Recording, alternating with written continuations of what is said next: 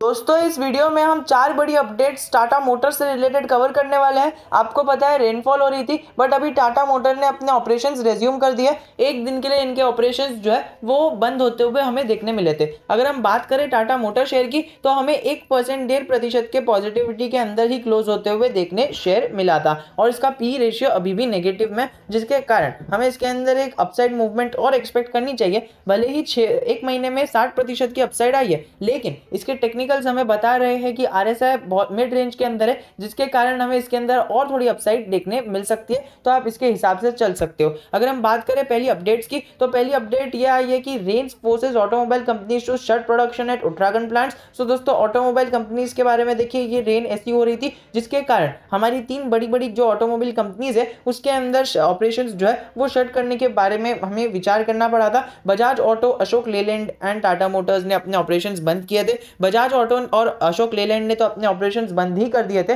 लेकिन टाटा मोटर्स चुप रहने वाला नहीं था। उन्होंने अक्टूबर 19 को अपने ऑपरेशंस बंद किए थे और अक्टूबर 20 को उन्होंने अपने ऑपरेशंस खोल भी दिए थे, जिसके कारण हमें 19 अक्टूबर को ये जो शेयर है ये कहीं ना कहीं कंसोलिडेट होता हुआ देखने मिला। लेकिन अगर हम बात करें 20 अक्टूबर को जब ये अपडेट आई, तो 20 अक्टूबर को ये शेयर के अंदर 1.5% की तेजी भी हमें देखने मिली। थोड़ा सा वॉलेटाइल चल रहा था because market was too volatile. अगर हम बात करें Uttarakhand as rains subside manufacture units of automakers resumes operations. So दोस्तों जैसे ही रेन खत्म हो गई, कम हो गई, वैसे ही कई सारे जो भी लोग हैं उन्होंने अपने ऑपरेशंस को चालू कर दिया। और जो भी आपको मैंने कहा था, Bajaj auto, Ashok Leyland and Tata motors, Tata motor was the first manufacturing company to start their operations in Uttarakhand, and then the both of the big companies just followed it, एंड ये हमें चालू होते हुए देखने मिला था। अगर आपने टाटा मोटर के अलावा किसी और स्टॉक के अंदर भी इन्वेस्टमेंट किया है, सो इसके अंदर भी हमें चालू ऑपरेशन सब होते हुए देखने मिले हैं।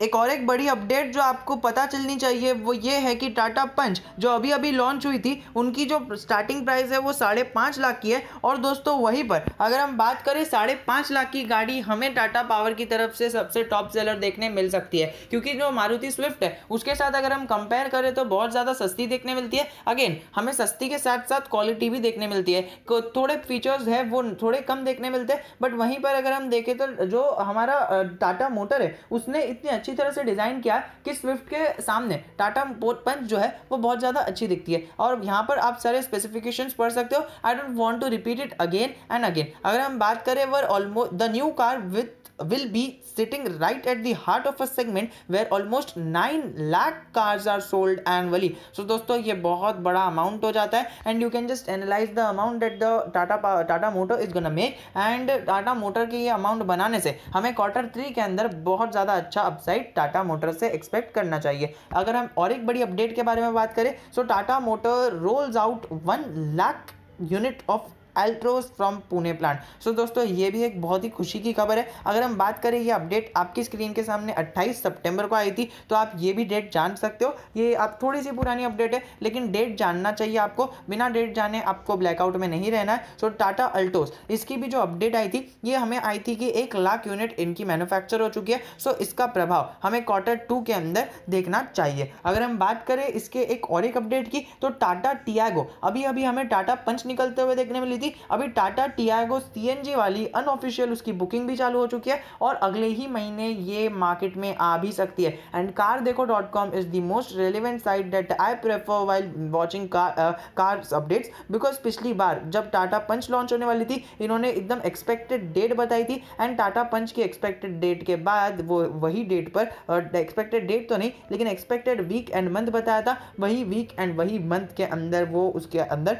लॉन्च हो गई। अगर हम बात करें एक बड़ी अपडेट की, सो दोस्तों ये जो इनके मंथली सेल्स आए थे ना, ये 57,995 व्हीकल्स के आए थे। दोस्तों ये एक बड़ा अमाउंट है। अगस्त के महीने में पिछले साल जो सेल्स आए थे वो सेल्स आप यहाँ पर देख सकते हो, आपकी स्क्रीन के सामने ये सेल्स है। ये हमें अगस्त के महीने का डेटा देखने मिल रहा है। अगस्त के बाद अगर हम सितंबर महीने का डेटा देखें, सो मंथ ऑन मंथ बहुत अच्छा खासा इंप्रूवमेंट इन्होंने सितंबर के महीने में भी किया था। अभी अक्टूबर के महीने की सेल्स अगले महीने आते हुए देखने मिलेगी, एंड दिसंबर के महीने में हमें 2 अपडेट्स आते हुए देखने मिलेगी। 1 दिसंबर को हमें पहले तो टाटा टियागो के अपडेट्स आते हुए देखने मिलेंगे। सेकेंडली दिसंबर के बाद हमें Q3 का भी अनाउंसमेंट आता हुआ देखने मिलेगा। सो दोस्तों ये पूरा साल यानी ये Q1 और Q2, Q3 एंड Q4 तक बहुत अच्छा टाटा मोटर परफॉर्मेंस दे सकता है। 2 बड़ी बड़ी गाड़ियां लॉन्च हो चुकी है, टाटा पंच ने अपना पंच दिखा चुका है और टाटा टियागो अपना हार्ट बनने की कोशिश कर रही है। रेवेन्यू के अंदर बड़ी बड़ी बढ़ोतरी आई थी Q1 के अंदर ईयर ऑन ईयर।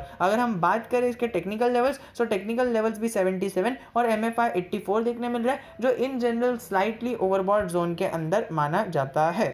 इसी को देखते हुए इसके पिवट पॉइंट के लेवल्स आपको याद रहने चाहिए। उसका फर्स्ट रेजिस्टेंस 507 का, सेकंड रेजिस्टेंस 533 का और थर्ड रेजिस्टेंस 540 का देखने मिल रहा है। और अगर वहीं पर उसके सामने सपोर्ट की बात करें तो 460 का पहला सपोर्ट, 450 का दूसरा सपोर्ट और 424 या फिर 425 आप पकड़कर चल सकते हो, उसका तीसरा सपोर्ट देखने मिल रहा है। जो पिवट पॉइंट का लेवल इसका 291 का कोर है। सो 291 के कोर पर ये सपोर्ट और रेजिस्टेंस जोन बड़ी अच्छी तरह से काम करेंगे। और मैकडी थोड़ा सा बुलिश दिख रहा है एंड मैकडी सिग्नल लाइन भी बुलिश दिख रही है, but MFI and RSI index are still slightly over in and overbought zone. और बाकी सारी चीजें आप इधर देख ही सकते हो। और कुछ भी जो अपडेट है वो हमें नहीं आते हुए देखने मिली है। जैसे ही कुछ अपडेट आती है हम यहाँ पर आपको अपडेट कर देंगे, वरना सबसे पहले हमारे टेलीग्राम चैनल के ऊपर तो अपडेट हो ही जाता है। जून क्वार्टर के अंदर जो प्रमोटर की म्यूचुअल फंड की होल्डिंग है वो हमें बढ़ते हुए देखने मिली थी, और वहीं पर जैसे ही सितंबर क्वार्टर का इसका आता है, सितंबर के अंदर जो इसकी होल्डिंग आती है वो हम यहाँ पर बता देंगे। लेकिन आप एक बार पैटर्न नोटिस करो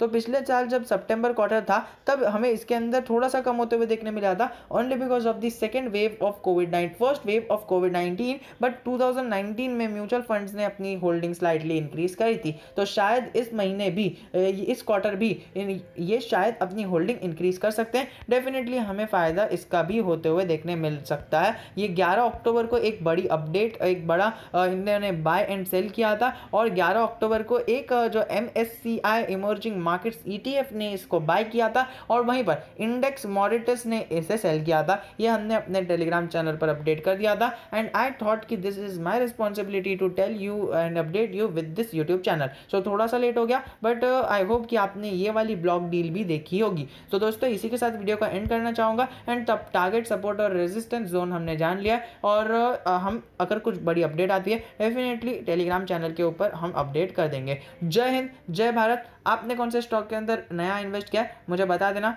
बाय द वे नीचे डिस्क्रिप्शन में लिंक दी रहेगी, टेलीग्राम चैनल को ज्वाइन करना मत भूलना। एंड अगर आपने अपस्टॉक्स जैसे बड़े प्लेटफॉर्म पर अपना अकाउंट नहीं खुलाया है, सो डेफिनेटली आप वहां पर जाकर चल सकते हो, क्योंकि अदानी, विल्मर और पेटीएम और LIC का IPO जब आएगा, so you must have multiple accounts that makes your investment journey more safe, and that may increases the chance of you getting the IPO.